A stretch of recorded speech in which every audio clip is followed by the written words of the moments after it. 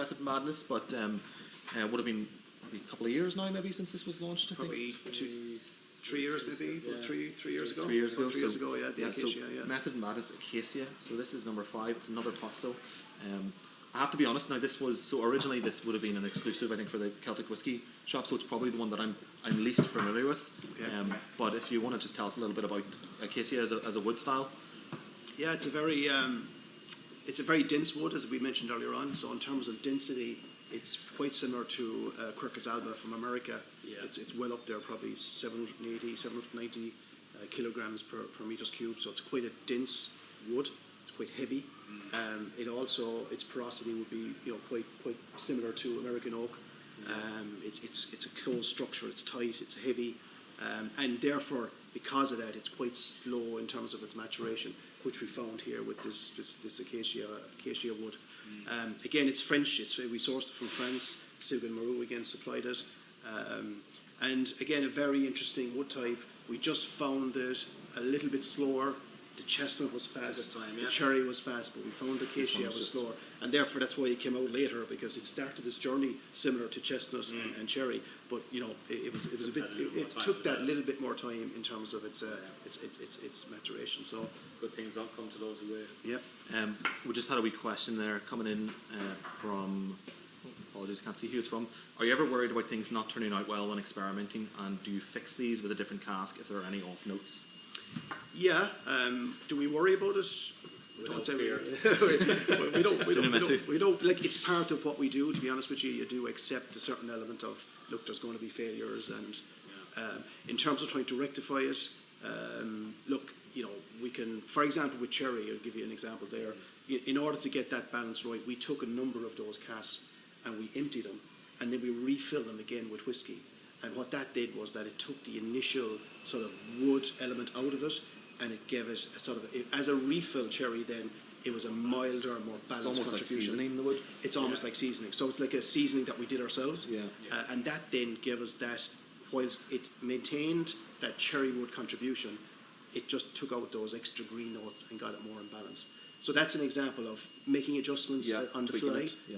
We didn't plan on doing that when we got to cast initially, but we had to sort of adjust what we were doing. And is that the only one you've had to do that? That's the only one in this particular range, but we've lots of other wood types that we're trialing at the moment. And we play around between different times and things like that as well, because I suppose when we are kind of sampling these weekly, you can kind of build up good profiles over time, and it's really then about trying to identify the optimal time then to get it out of cask. Yeah. And like what we might do as well is that we might get in a particular batch of casks, and we might try, for example, a medium to heavy toast. But then we'd find that once, maybe after doing our trial period, that it's maybe too much vanilla, it's too woody. We might get the next batch of casks and we'd do maybe a lighter to medium toast. So we'd adjust it, and then we'd start again. So that goes on a regular basis. So I suppose hopefully that answers the question. It does seem like it really is, a learning process as much as an experiment. Yeah, there's a completely new process. It's kind of untried generally. On the pastel side, it's untried. So every day is a day of learning. I think the best, the most interesting tastings that we have really is the innovation tastings that we do probably once every 3 or 4 weeks. Yeah. Where we the different trials that we're doing in warehouse, we bring up our samples and we'd all nose them and give our comments. It's fascinating. Yeah, I'd say so. It's absolutely. I'd say they'd be good fun. It's great fun. It's great fun. Well, here we have a nose. Maybe Joe, what do you think in terms of very, very rich?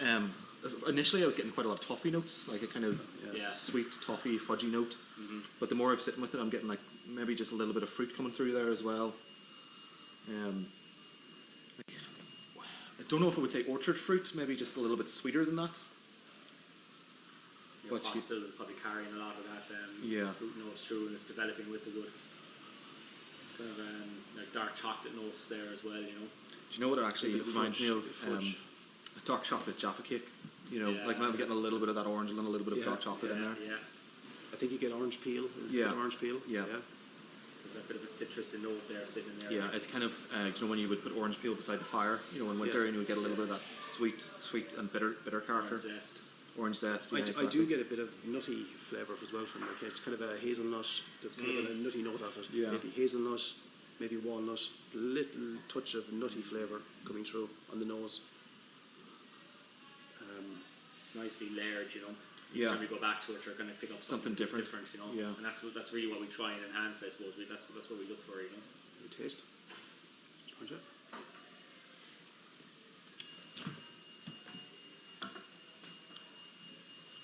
No, very different. Lovely. It's drier than I would expect, you know, but not in the same way that the chestnut was. Yeah. You know, this is it for me. It feels like it starts dry, whereas the chestnut seemed to finish dry. Yeah, yeah. But that's just that lovely wood character, maybe. Like roasted coffee or something maybe in there. Like it's Roasted coffee, yeah. Yeah, yeah. like coffee beans, maybe. yeah, beans. Yeah. Like not a cup of coffee, but actually Yeah. Roasted coffee beans. actually roasted coffee beans. And there's nice sweetness to it.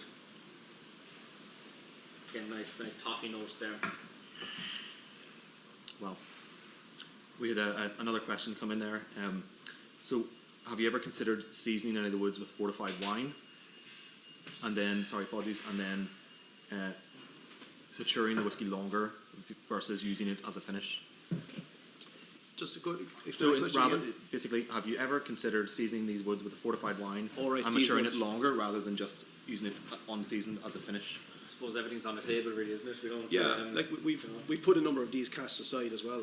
We put new make in, and we track those on a continuous basis as well. So we put new distillate in. Well, yeah. So they'll take obviously a number of years to come through, and we'll see how they go. The danger with that is that because it's there so long, with something like say cherry or chestnut, Yeah. it'll become overpowered. So we need to keep a very very close eye on it. In terms of seasoning with fortified wines with these guys, no, we haven't done that. But Who knows? that's something who knows. Never discount it. Yeah. Jonathan And- says jasmine and chrysanthemum tea for this one. Jasmine. Yeah. Yeah. And the acacia. Yeah, Yeah, I like that's that. good. Yeah. Yeah.